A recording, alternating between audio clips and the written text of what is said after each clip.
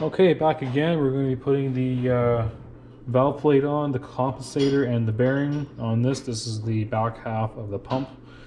So let's first start with a little spring and plunger. Whoops, really small. Anyway, so you can see that's your plunger. This is spring. That goes right there on the corner.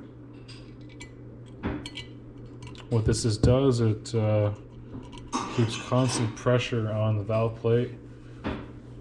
So I also have lapped this as well, cleaned it all up. Turned out quite nice. Again, this is 1200 grit sandpaper, so very fine. You can go coarse, medium, and fine, but I just went with fine because there's no grooves. And what I'm looking for is any lines, any scoring or anything like that. I don't see anything of that. You do see some scoring here, but that's actually factory. These are dogtails, and the back is something similar to that. There's location pins, so you can do that. But before that, we're going to put the bearing assembly in. I bought all new bearings for this pump. These are thrust bearings, just a slide fit, nothing crazy. And what you could do is leave it like that, or what I like to do is use grease. And the reason why I'm using grease, so that it will adhere or glue temporarily, so when I'm building it, it doesn't just flop all around and go crazy. Because this valve plate might fall out when I'm assembling the pump, and that wouldn't be very good at all. So we're going to put a thin film of grease. I'll advise not to use axle grease. Use a additive-free grease, something that doesn't have any additives in it. Because if it does, it will grind your pump out and destroy it. There goes thousands of dollars. And because the most expensive part of this pump is the rotator and the valve plate.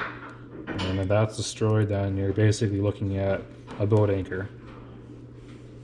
So grease that. It has a location pin. If it does not, scratch one before you disassemble. As you can see here, it's not lifting off, which is what I want.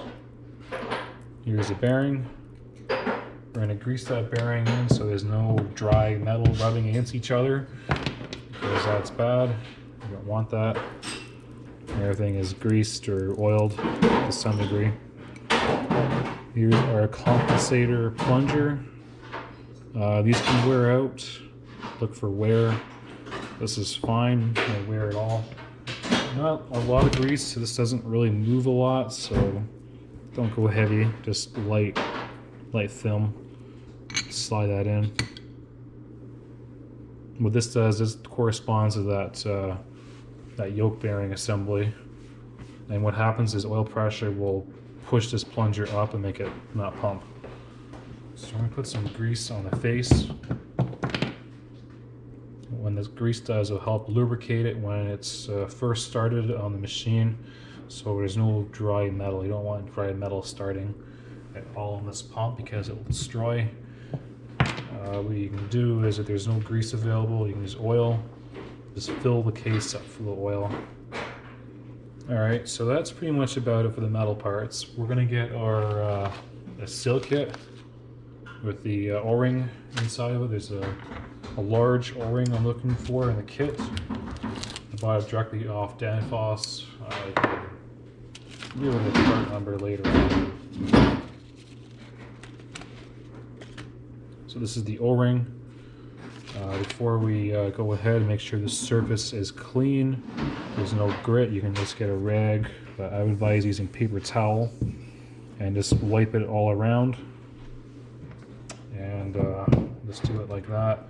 We're gonna get some grease. I'm just gonna kind of just extrude it through my hands here and just rub it into the O-ring. So it looks like that. Grease makes everything better, I can tell you that. You're building hydrostacks, building pumps, everything, that makes it a lot better. The next video is putting this, actually putting the rotating group first and then this last, so stay tuned. Thanks, bye.